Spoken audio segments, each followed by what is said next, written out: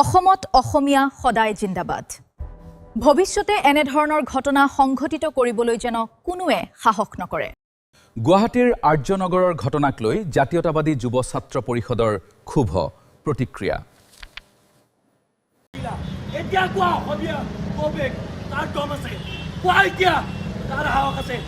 সকলোকে কৈছো, যোনে আমাৰ মানুহক মাৰিছে কিন্তু এটা এটা কুবৰ কিন্তু হিচাপ লোৱা হ'ব। এই কথাটো তুমি নাজানে, হা কোনো নাজানে অসমীয়া কবে দি দিলে ইয়াতে।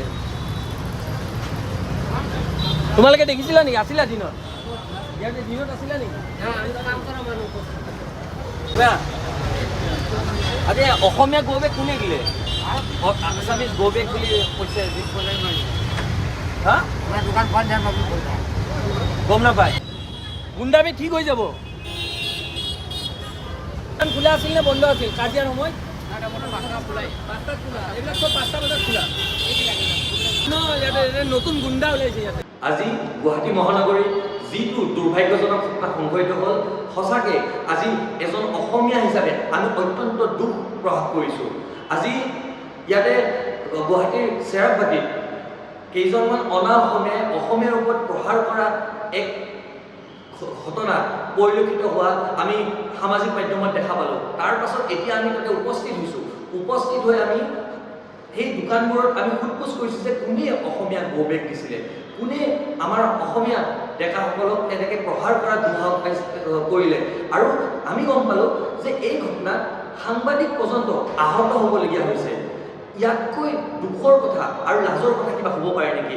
এইখন অসমত যদি অসমীয়াৰ ওপৰতে এনেকৈ প্ৰহাৰ কৰে, এইখন অসমত যদি অসমীয়াকে এনেকৈ ৰঙা চকু দেখুৱায়, দপদপনি কৰে অসমীয়াৰ ওপৰতে, তেনেহ'লে এই কথাটো কিন্তু আমি কোনো কাৰণতে মানি নলওঁ। এইখন অসমত অসমৰ থলুৱা খিলঞ্জীয়া মানুহৰ দপদপনি চলিব, এই কথাটো স্পষ্ট।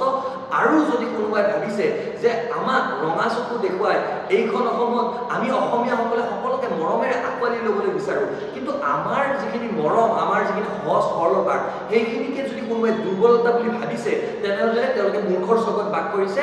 আৰু ভৱিষ্যতে যেন এনেকুৱা ধৰণৰ কাৰ্য কাৰখানা সংঘটিত নহয়, তাৰ বাবে আৰক্ষীসকলে চোকা দৃষ্টি দিব লাগে। আৰু যিসকলে এই ঘটনাটো সংঘটিত কৰিলে, আমাৰ সাংবাদিকক আহত কৰিলে, আমাৰ যিখিনি অসমীয়া লোক তেওঁলোকৰ ওপৰত প্ৰহাৰ কৰিলে, তেওঁলোকক অনতিপলমে কৰায়ত্ব কৰিবলৈ আমি দাবী উত্থাপন কৰিছোঁ।